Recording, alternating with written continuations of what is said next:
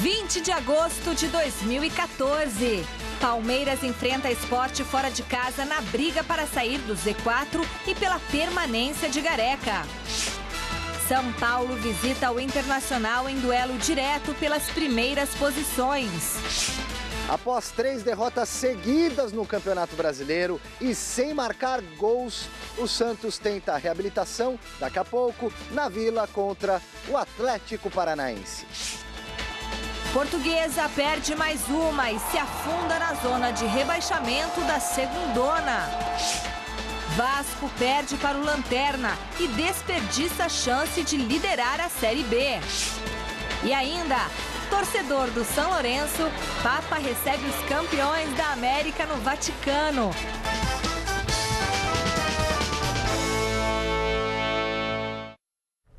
Olá, boa noite. O Gazeta Esportiva de hoje começa falando do Palmeiras, que tem um duelo vital para o clube no mês do centenário. Uma derrota contra o Sport deixa o Verdão no Z4, já está no Z4, mas continua ainda mais no Z4 e aumenta a pressão sobre Ricardo Gareca.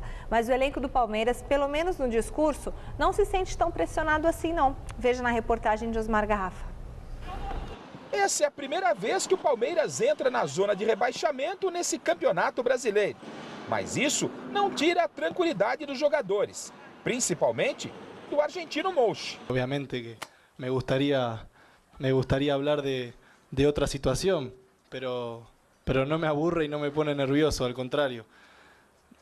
Estoy hablando de una situación que hoy estamos aconteciendo en Palmeiras y hay que dar la cara, hay que poner, ¿cómo puedo decir?, la actitud, las ganas de salir adelante en cada entrenamiento, en cada partido. Y la verdad que aburrido no, estoy sonriente. Essa tranquilidade do argentino vem na explicação do porquê ele acredita que o Palmeiras não vai ser rebaixado à segunda divisão mais uma vez. Estamos en una situación difícil que nadie quiere estar, pero confiamos en cada jugador, en el cuerpo técnico, en los dirigentes, en la torcida que está de nuestro lado para salir adelante y dar vuelta a esta situación. Para atingir o objetivo de fugir do rebaixamento e subir na tabela, Mouche só quer pensar no Campeonato Brasileiro.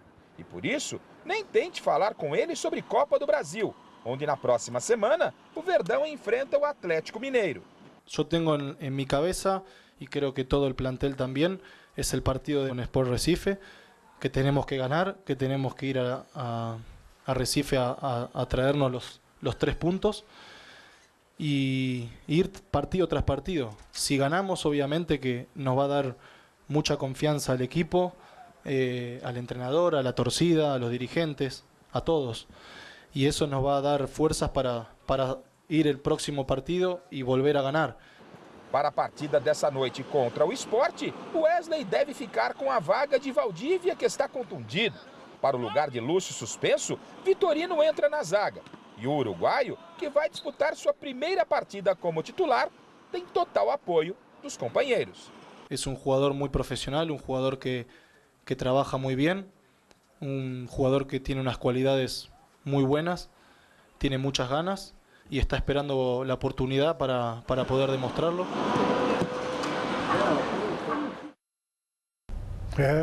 A situação lá não está nada boa não, viu?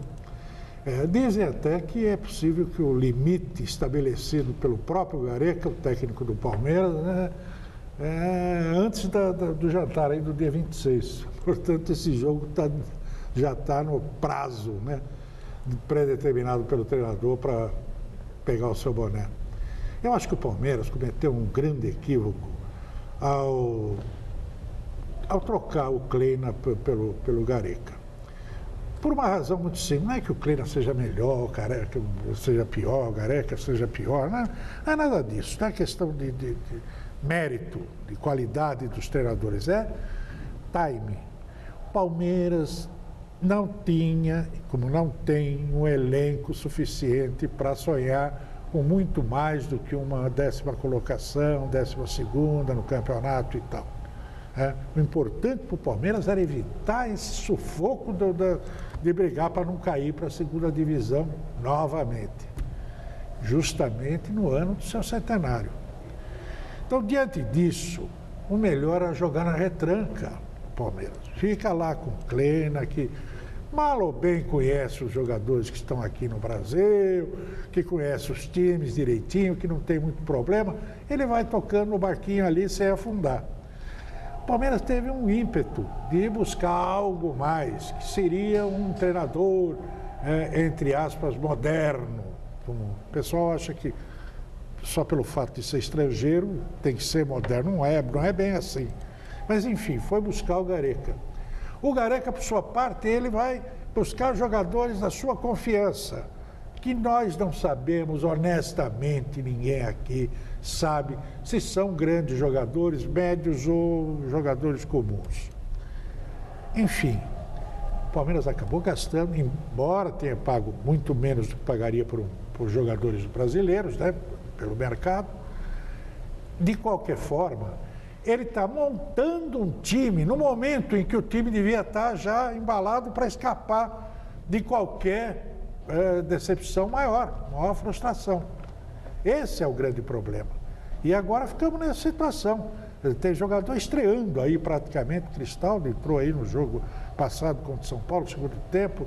Quer dizer, não dá para o técnico montar um time jogando quarta, domingo, nessas condições. A situação do Palmeiras é muito grave, gente. É verdade, Alberto Helena, boa noite, Michel, boa noite a todos vocês. Evidentemente que ao ouvir o mestre Alberto Helena, eu lembrei daquela historinha do pulo do gato. Todo mundo procura na vida dar o pulo do gato, ou seja, né, aquele pulo que o gato dá para trás, que não tem onça-leão no mundo que faça, a não ser o próprio gato. A hora que o cachorro vai morder o gato dá aquele pulo para trás como se fosse um salto mortal. E não tem, o leão avança para cima do cachorro, a onça faz a mesma coisa, o leopardo sai correndo, agora o gato não, ele dá aquele pulo para trás. Esse pulo do gato, só o gato sabe dar. Mas todo mundo... meu querido Andrade, né? O Paulo de Andrade. Zé Paulo de Andrade. O Zé Paulo de Andrade que dá o pulo do gato na Bandeirantes, com o programa que tem no rádio lá. Mas é duro dar tal do pulo do gato. Não é fácil. E o Palmeiras foi atrás disso. O Alberto Helena, o mestre Alberto Helena, fez o traço perfeito, é como eu penso também. E devia ter mantido o Kleina. O Kleina assumiu o Bahia, foi enfrentar o Corinthians. Você viu como ele jogou? Ele não deixou o Corinthians jogar. Com isso não conseguia trocar passe. Era falta atrás de falta. Matou o Corinthians com esse jogo picadinho, que a arbitragem brasileira não pune, né? Mas mesmo assim arrancou um ponto preciosíssimo lá na Arena de Itaquera. Então quer dizer que ele era uma solução modesta por um time modesto. O Palmeiras não é porque trouxe o Gareca que se transformou num grande time como era antigamente. Não, continua sendo um time modesto. O problema é que os caras querem dar o pulo do gato.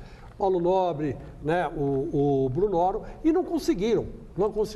Agora, tem um abacaxi para resolver, né? Então, antes ser humilde e modesto e não cair para a segunda divisão do que cair no centenário, né? E eu vou dizer uma coisa, vai pegar um abacaxi. O esporte não é bobo, não. É só para dizer que o Palmeiras tem 31% de aproveitamento e está em 17º lugar. E o que a gente estava comentando antes, acho que você falou, né, Helena? Se ele perder hoje, então vai igualar em 2011, quando ele ficou 10 jogos sem vencer. Jejum de 10 jogos sem vencer. Que era o Felipão, treinador, como lembrou a Helena. Isso. O Sport não quer nem saber dos problemas do Palmeiras e quer a vitória para não deixar o G4 ficar distante. De quebra, Diego Souza, que quase foi parar no Verdão, deve estrear. O técnico do Sport, Eduardo Batista, segue com 3 desfalques para a partida de logo mais, às 7h30 da noite contra o Palmeiras, na Arena Pernambuco. O zagueiro Everton Páscoa, o atacante Leonardo e o volante Rodrigo Mancha continuam no departamento médico. Dessa forma, o time que entrará em campo será o mesmo do empate por 1-1 contra o Atlético Paranaense na última rodada. O Palmeiras é muito parecido com o Atlético Paranaense. Então as marcações, as movimentações são muito parecidas. Então manter o time, né? Criamos já, desde ontem já criamos algumas situações que elas podem ser usadas no jogo. Já os reforços Diego Souza e Ibson ficarão à disposição no banco de reservas e podem fazer a estreia nesse jogo. Confronto que será especial para o volante Richelli, que completa 150 partidas com a camisa do Sport. Não é qualquer jogador que completa 150 jogos com a camisa do Sport, então é uma marca muito boa. Espero com essa partida completar 150 jogos e com uma grande vitória. Olha, meus amigos, a pergunta é a seguinte: no elenco do Palmeiras hoje tem um jogador com a qualidade do Diego Souza, que vai estrear no Sport hoje? Eu acho que não. Tirando o Valdívia, né, que tecnicamente é um jogador inquestionável, mas se machuca muito, não tem. E bem contra o Palmeiras, o Diego Souza vai estrear. Então, quer dizer, isso é um handicap favorável ao Sport, que o cara resolve, né, se vingar, lembra de alguma coisinha que puseram um negócio no armário dele, e aí ele vai querer fazer gol no Palmeiras. Quer dizer, até nisso o Palmeiras está dando azar. Mas, fundamentalmente, o Palmeiras não está jogando absolutamente nada. O Sport não. O Sport é um time que tem uma certa estrutura ali, tem uma espinha dorsal, né? E aí vai variando. Com essa chegada do Ibson e do Diego Souza, o Sport pode crescer bastante. O Diego cometeu um ato falho, né? Ao dizer que vai matar um leão, que agora ele vai ter que matar um leão por jogo. O leão é o próprio esporte. É verdade. É verdade. Tiro no pé. Deu tiro no pé. Vote na enquete que está no ar no site gazetesportiva.net. A pergunta é a seguinte: Ricardo Gareca conseguirá a primeira vitória comandando o Palmeiras, Alberto Helena, no Campeonato Brasileiro hoje? Sei lá, viu? Ou é sim ou é não? Não, sim. Não, sim, não. E aí, Chico? Pois eu vou dizer uma coisa para vocês. Eu sou otimista. Eu não me rendo ao pessimismo jamais. E acredito que hoje Gareca vai sim conseguir uma vitória pelo Palmeiras. Se vai ter uma sequência positiva, são outros 500. Mas que hoje ganha. Apesar de tudo dizer o contrário, sou Palmeiras desde criancinha. Tomara que sim, né, gente? O resultado sai no final do programa de hoje. A gente quer saber a sua opinião, mas eu acho que não. A Série B teve rodada completa na noite de ontem. Em São Luís do Maranhão, Sampaio Corrêa e Santa Cruz ficaram no 0-0. O Bragantino ganhou do Atlético Goianiense por 2-1 em Bragança Paulista. Confira os outros gols.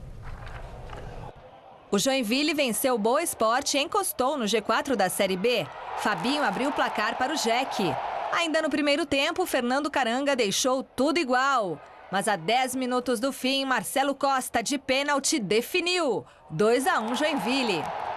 Thiago Alves marcou de cabeça e garantiu a vitória do Paraná diante do Icasa. O resultado afastou, pelo menos por uma rodada, o fantasma do Z4 que rondava o clube.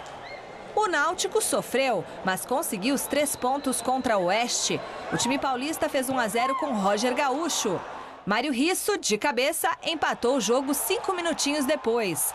Everton Dias tratou de colocar o Oeste novamente em vantagem. No final da primeira etapa, Crislan acertou um voleio e deixou tudo igual outra vez. Mas aos 38 do segundo tempo, Canhete, aquele mesmo, marcou o gol da vitória pernambucana por 3-2. Fora de casa, a Ponte Preta passou pelo América de Natal e assumiu a 6ª posição. Os 2 gols da Macaca aconteceram no comecinho da etapa final. Adrianinho, aos 4, e Rafael Costa, aos 10, deram a vitória ao time de Campinas, 2-0. O América Mineiro venceu o Luverdense e está de volta ao G4 da competição. E a vitória veio graças aos veteranos Obina e Mancini. Eles marcaram um gol em cada tempo e garantiram um bom resultado ao Coelho, 2-0. O Ceará entrou em campo para manter a liderança do campeonato, só que esqueceram de avisar o ABC de Natal e o lateral Renato. Ele marcou 2 vezes e deu a vitória ao time potiguar. Nem o gol contra de Marlon foi suficiente para estragar a festa de Renato. Agora o ABC é o 9º colocado com 24 pontos. Com a derrota do Ceará, o Vasco precisava apenas de um empate para assumir a ponta da tabela. E para ajudar a partida era contra o Lanterna Vila Nova. E não é que o time goiano aprontou. Jaime e Júnior Xuxa marcaram os gols da equipe da casa. Carlos César tentou dar uma esperança ao Vasco, mas não passou disso. 2-1 para o Vila, que conseguiu a 2ª vitória seguida na Série B, mas ainda é o último na tabela. E a Portuguesa, ai meu Deus do céu, a Portuguesa Contra o Avaí no Canindé, nada de gols no primeiro tempo. Veio então o segundo e as equipes continuaram na mesma, até que aos 29 minutos Marquinhos bateu escanteio e Diego Felipe se antecipou ao goleiro Rafael Santos para fazer 1-0. A Lusa foi toda para cima e aos 39 conseguiu a igualdade com Djalma, que desviou o cruzamento de Jean Mota. 1-1. Mas quando a fase é ruim, tudo fica mais difícil. Na saída de bola do Avaí, no minuto seguinte ao gol de empate, Hevson experimentou do meio da rua e Rafael Santos, adiantado, não conseguiu impedir o gol do Avaí. 2-1 no Canindé. Depois disso, o abatimento do time paulista ficou evidente e a equipe catarinense aproveitou para fazer o terceiro numa bela troca de passes que Roberto concluiu. 3-1 Avaí, de volta ao G4. Já a Portuguesa é a vice-lanterna da Série B, com apenas 13 pontos em 17 rodadas. Que situação da Luz, hein? A penúltimo lugar na Série B. Eu não sei não se ela consegue escapar, viu? Vai jogar com o Juventus. Já pensou? Ave Maria. Olha, o meu Juventus. O meu Juventus Juventus. da Moca. O meu Juventus. Então, vocês que são da Moca... Você é da Moca também, né? Sou do Brás. A Moca era o quintal, no meu tempo era o quintal do Brás. Olha, ela é do Brás. Eu morei no Belenzinho também. Então, eu já sou da Zona Oeste. Você é fino demais. Aí já é riquinho. Vila dos Remédios. Riquinho. Já é riquinho. Riquinho não, que isso. Vila A gente dos jogava a bola na Várzea do Matarazzo, jogava bola lá na Várzea do Nacional, né? Bons tempos. Ia a pé, voltava a pé, as vacas corriam atrás. Era goleiro. Hoje, você bobear, quem corre atrás de você são os bandidos, né? Com certeza. Ali naquele trecho lá que estão os CTs do Palmeiras e do São Paulo, não é fácil, não. Mas quem mora na... macho para andar lá. Quem nasce na Moca, segundo o Candinho, técnico, foi técnico da Portuguesa, muitas vezes, da seleção brasileira e tal. Quem mora na Moca não dorme de botina. É verdade. Isso é verdade. O Major Rosado que eu diga que é de lá. Agora, eu vou dizer uma coisa para vocês, numa boa falando, eu estou começando a ficar preocupado com a Portuguesa. Começando a ficar. Hoje mesmo, eu tenho encontrado, onde vai, a gente sempre encontra um outro português simpático, né? Quando não é na padaria, é no restaurante e tal.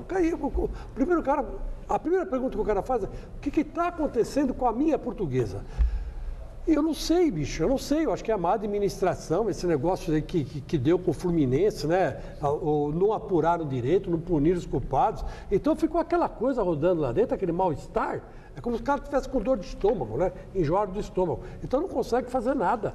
Não consegue pensar, não consegue jogar. Muito triste, enfim, porque é um time eu acho grande. que, por isso que a impunidade é ruim.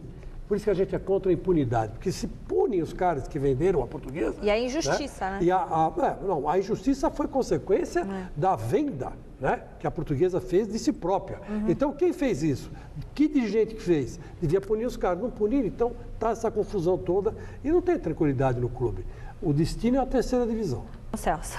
Copa Libertadores, hoje o mais ilustre torcedor do São Lourenço recebeu a visita da delegação dos campeões da América. Os jogadores e a comissão técnica e assim também os dirigentes do São Lourenço visitaram o Papa Francisco no Vaticano. Olha que legal, Chico. A presença dos membros da equipe campeã da América devolveu o sorriso ao rosto do Papa, que nesta terça perdeu 3 parentes de forma trágica em um acidente de carro na Argentina. Torcedor fanático do São Lourenço, curiosamente, o Papa Francisco não assistiu ao jogo que deu o primeiro título de Libertadores para a equipe, já que estava dentro do avião em viagem à Coreia do Sul. É verdade, Papa simpático, né, Helena? Um cara agradável, um cara que humilde, modesto e tinha que torcer para um time pequeno também, assim que nem o São Lourenço, de tão humilde, né? Que é tão humilde quanto ele, né? Vamos dizer assim. Mas agora é campeão das Américas. Eu fico feliz com esse Papa, porque ele, antes de mais nada, é um homem honesto com as ideias dele, né? Ele vem de uma linha da igreja popular, né? Que se preocupa com a base popular, isso é muito legal, muito bacana.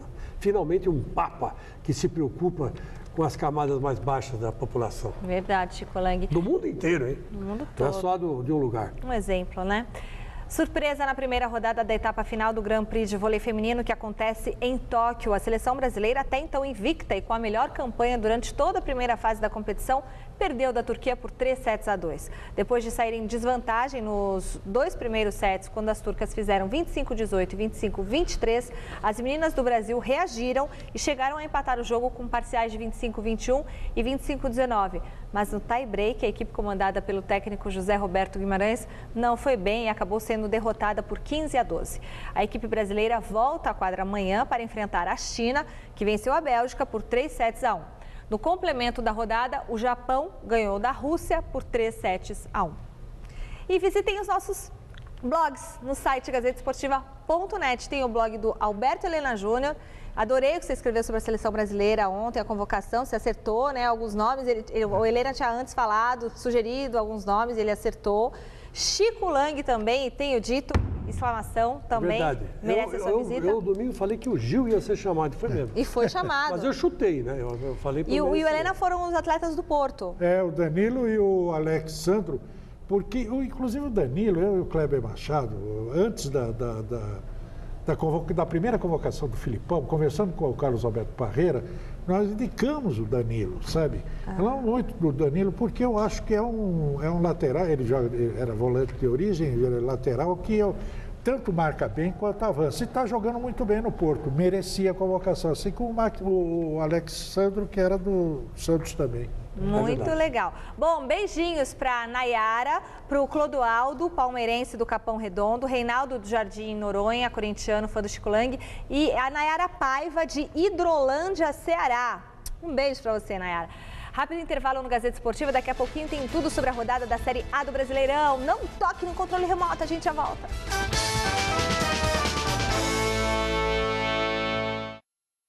O Gazeta Esportiva volta falando do Brasileirão. 8 jogos hoje, mais 2 amanhã, completam a 16ª rodada. Confira onde e contra quem o seu time vai jogar.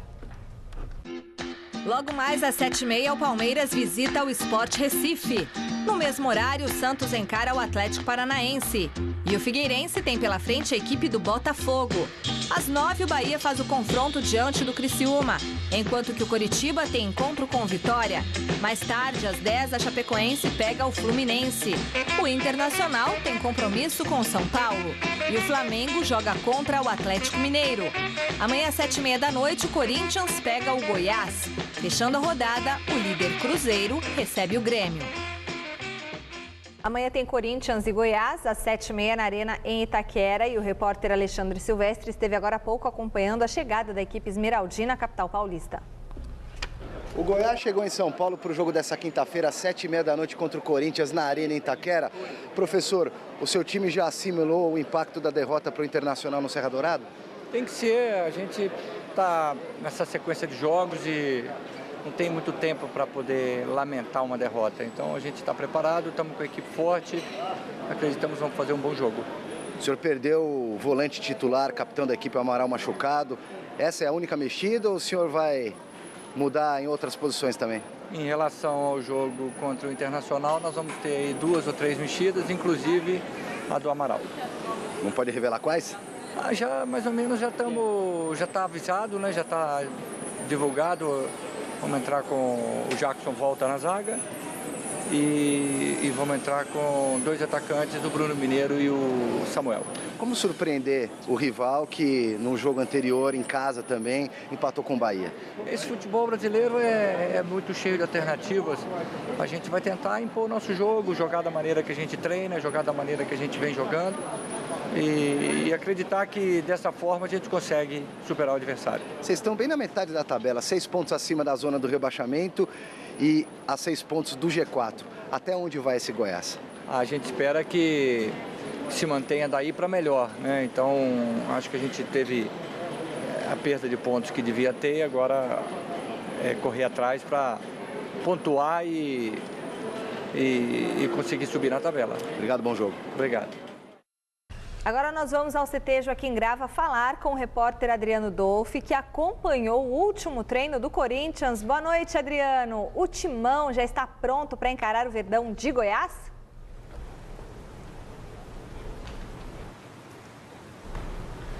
Boa noite, Michele. Boa noite também ao Alberto Helena, ao Chico Lang e a todos que acompanham mais uma edição desse Gazeta Esportiva. O Corinthians está pronto, porém não revelado. Isso porque o técnico Mano Menezes fechou as portas, treinamento secreto por cerca de 1 hora e ele aguarda uma definição muito importante. Aliás, uma notícia que chegou de última hora. O clube entrou junto ao STJD com a revisão da pena do Meia Petros, ele que foi suspenso preventivamente por 180 dias. Se for deferido esse pedido, automaticamente terá um efeito suspensivo da pena. E aí sim o técnico Mano Menezes poderá contar com o jogador. Esse pedido será revisado na manhã desta quinta-feira. Os advogados do clube estão otimistas e Mano Menezes espera contar com o jogador. Caso seja deferido esse pedido, Mano Menezes já confessou que vai escalar Petros para o jogo com o Goiás. Ele confirmou Anderson Martins na vaga de Kleber, jogador que foi vendido para o Hamburgo da Alemanha por 3 milhões de euros. E esse assunto, além das convocações de Gil e também das convocações de Gil e foram 2 convocações, na verdade, né? O Gil e o Elias, o jogador Elias, o meio-campo. Essas 2 convocações foram assunto na coletiva do técnico Mano Menezes. Vamos acompanhar o VT. Penso que a gente poderia avançar para penas estabelecidas objetivamente para situações objetivas. Acho que sempre que se estabelece julgamento para lá ou para cá, em situações semelhantes, às vezes você tem decisões diferentes. E não precisa haver essa repercussão toda. Um dia depois do jogo, as decisões já estão tomadas. Eu sou a favor de que seja assim. Mas não é assim e a gente também respeita a maneira como é decidido. Às vezes essas decisões são mais favoráveis a gente, às vezes elas são mais prejudiciais. Mas nós temos que acatá-las e cumpri-las. Nós estamos contentes com a convocação dos nossos jogadores. É o terceiro componente da nossa equipe que vai para a seleção, né? Fernando já havia sido convocado antes, como analista de desempenho, para quem não sabe. 2 atletas, isso é o reconhecimento de um trabalho. A equipe já vem mostrando resultados que evidenciam individualmente os jogadores e eles merecem isso. Nós sabemos exatamente onde esse problema pode ser resolvido, estamos batendo nessa tecla há bastante tempo, que é os clubes não jogarem competição durante as datas FIFA. Enquanto não resolvermos isso, sempre vamos ter desgaste com os clubes, porque é lógico que o torcedor não vai compreender que num momento importante do campeonato, 2 dos seus principais jogadores saem e deixam o time desfalcado em jogos que teremos pela frente agora, que são em número de 3, e todos eles com importância, inclusive um deles em caráter eliminatório, que é o jogo de volta contra o Bragantino pela Copa do Brasil.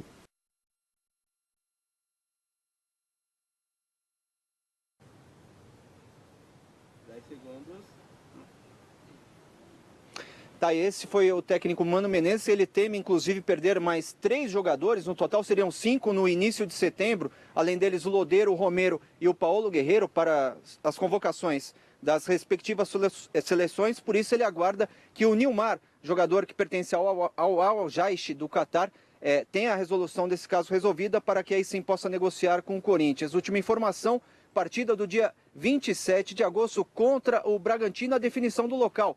Arena Pantanal, capacidade para 44 mil pessoas, local que inclusive agradou ao técnico Mano Menezes. Voltamos aos estúdios, Chico Lang. Bom, meu caro Jordi, muito obrigado. O Corinthians, evidentemente, é um time armado, né? De todos os paulistas é o que, não sei se é a opinião do Alberto, mas na minha opinião é o time mais que mostra mais cara de coletiva, vamos dizer assim. É um time mais completo, é um time que você tira um, põe outro e o time não se abala tanto. Mas, evidentemente, que esses desfalques seguidos aí, o Petros, suspenso, Elias e Gil na seleção, Lodeiro, que vai ser chamado para a seleção do Uruguai, que a data FIFA vai fazer amistoso, e o Guerreiro, que foi chamado para a seleção peruana para ser o centroavante titular, evidentemente que vai fazer falta. Sem falar do Romero, que pode ser chamado também para a seleção paraguaia. Apesar de 22 anos, não ser lá o titular, mas pode ir sentar na reserva, já que está no Corinthians. Ele então, pode mandar o irmão dele. Ele pode mandar o irmão, porque é gêmeo, né? Então aí não vai saber, não é verdade? A Michelle é casada com o marido dela, o Bruno. Meu marido tem um irmão gêmeo, tem. É. Mas ela não confunde os irmãos. Não. Então não vamos confundir no futebol os irmãos. Pelo amor de Deus. Não é verdade? Já confundi, mas não confundi. Já confundimos. Agora não tem mais jeito de confundir. Então, quer dizer, é o seguinte, Alberto, eu acho que o Corinthians pode ser, pode dar umas tropeçadas exatamente por causa desses desfalques, que não são poucos, são 5, né? Acredito que passa na Copa do Brasil e se segurar uns empatezinhos aí, até o final do primeiro turno, se mantendo no G4, já é um bom negócio, você não acha? Também acho. Eu acho que o Corinthians é o time mais armado, mais bem estruturado coletivamente, né? Sobretudo dos clubes paulistas, mas ele tem a dificuldade dele é fazer gol. O Corinthians tem que fazer mais gol do que faz, só isso. Agora, escalar o Petros, se por acaso ele for liberado, eu não sei, eu acho perigoso. Eu já não gostei do Petros no último jogo do Corinthians, que ele já, evidentemente jogou sob o peso da punição.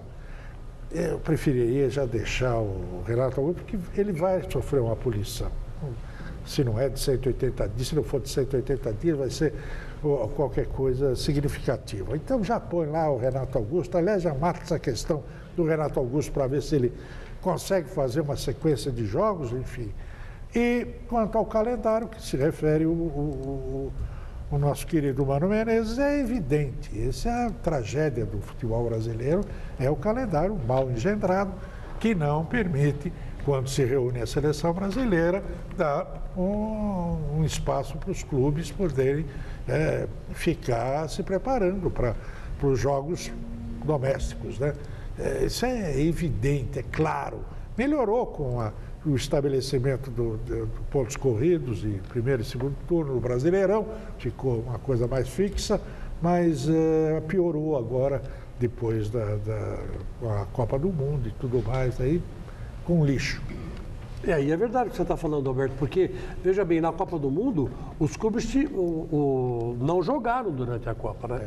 Então, alguns, por exemplo, como o próprio Corinthians, teve tempo de se arrumar. Em todo mundo civilizado, já, quando a seleção reúne, os clubes descansam, porque vão ser ter jogadores e tal. Então, precisa ter um tempo de garantia para esses clubes, né? Que a CBF não paga, né? Nem em espécie, nem em espaço. E está cada vez mais rica. O líder Cruzeiro recebe o Grêmio no reencontro de Felipão com o palco da maior derrota da história da seleção brasileira. Por falar no time canarinho, a véspera do confronto com o tricolor gaúcho foi marcada pela alegria dos cruzeirenses chamados por Dunga para os amistosos do Brasil.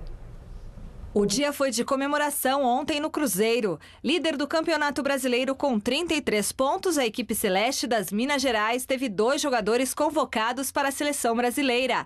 A alegria era grande, já que Everton Ribeiro e Ricardo Goulart vão vestir a camisa amarelinha pela primeira vez. É uma realização de um sonho, um objetivo alcançado. Então, não poderia ser outro sentimento, senão a felicidade que eu estou sentindo é muito grande. Depois do fracasso na Copa do Mundo, ser um jogador da seleção é um grande desafio a ser encarado. Um desafio que a gente procura, né? Que a gente busca, é o que a gente sonha. Então, me sinto preparado, me sinto pronto para servir a seleção e ajudar a começar com vitória.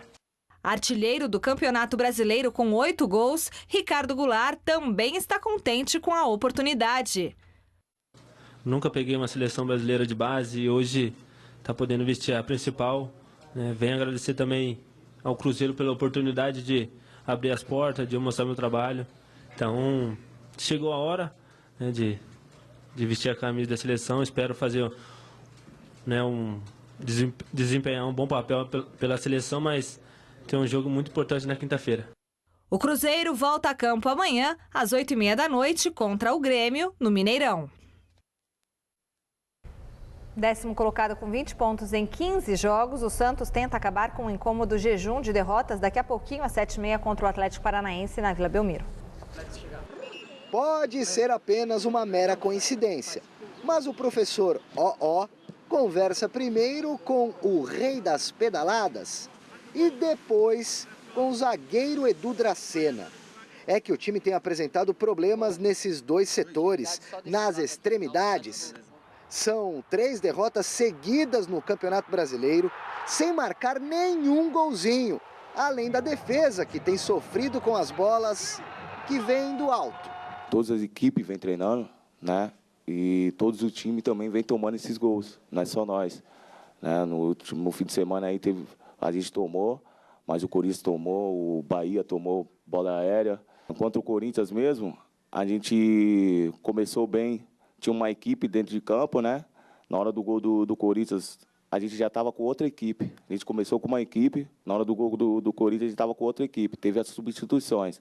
E aí a gente acabou perdendo a estatura dentro da área, que tinha o Damião, tinha o Alisson, né? E o Alisson acabou sendo expulso, o Damião foi substituído, e assim a gente foi perdendo os jogadores que ficam na marcação dentro da área. O que certamente não é coincidência, o treino de finalização realizado ontem no CT Rei Pelé.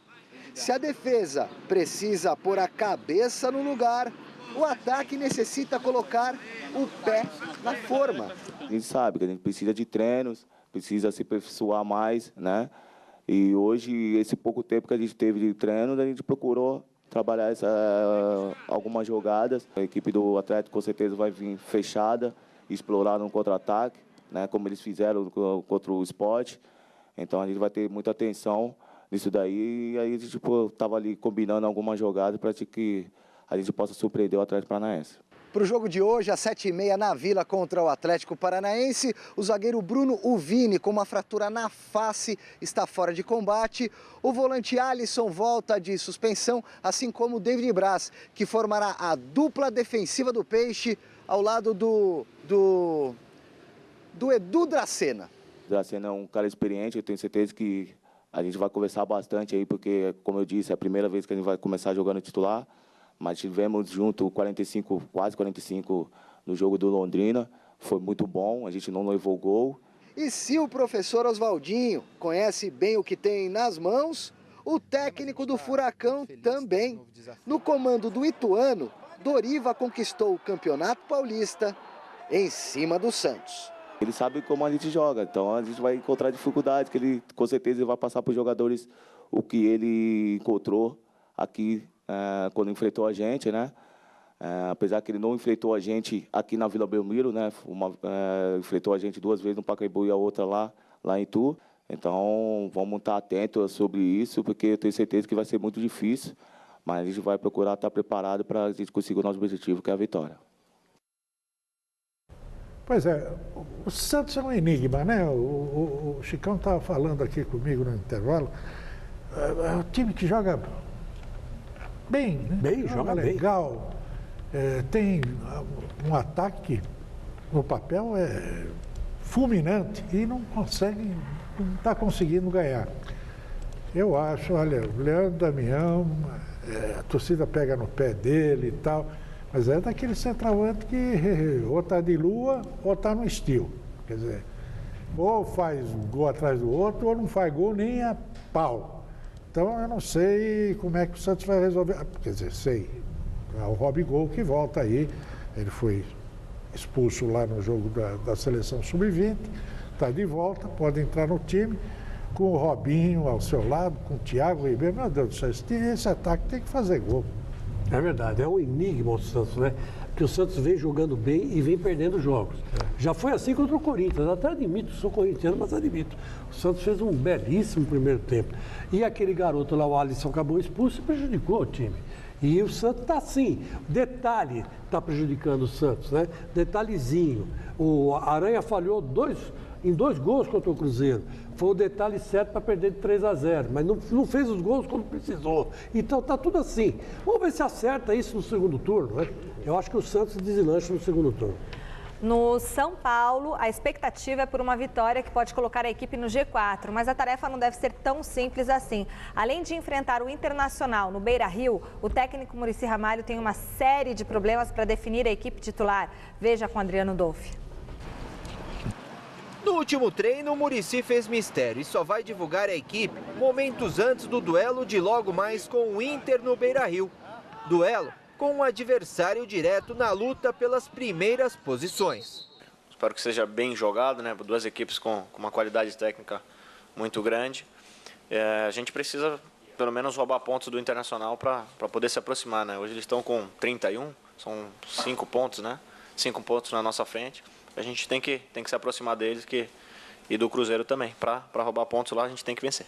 E o São Paulo vai em busca da sua terceira vitória seguida, algo que ainda não aconteceu neste Campeonato Brasileiro.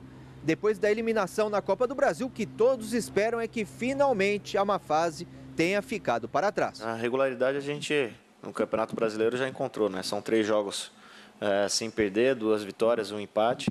A gente vai em busca da terceira vitória, manter o foco mesmo, principalmente nas bolas paradas, onde a gente vinha pecando bastante, e a marcação durante o jogo, é onde a gente não pode ter erro, né? Não pode ter erro contra uma equipe de muita qualidade. Meus amigos, o jogo parece ser difícil, mas eu acredito no São Paulo. Estava conversando aqui com a Helena. O São Paulo ainda não é um time fechado. O Santos, por exemplo, é um time muito mais articulado que o São Paulo. É questão de detalhe para acertar. O São Paulo não. O São Paulo tem que acertar a saída de bola da defesa e a articulação no meio campo. Porque a hora que a bola chega no ataque, quem está no ataque sempre sabe o que fazer com ela.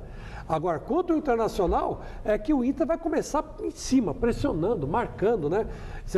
Tem jogadores que, sem muita expressão, mas que no fundo funciona. Jorge Henrique, aquele argentino lá... Arangues, chileno. O chileno. Quer dizer, são caras chatos de você jogar contra. Caras chatos.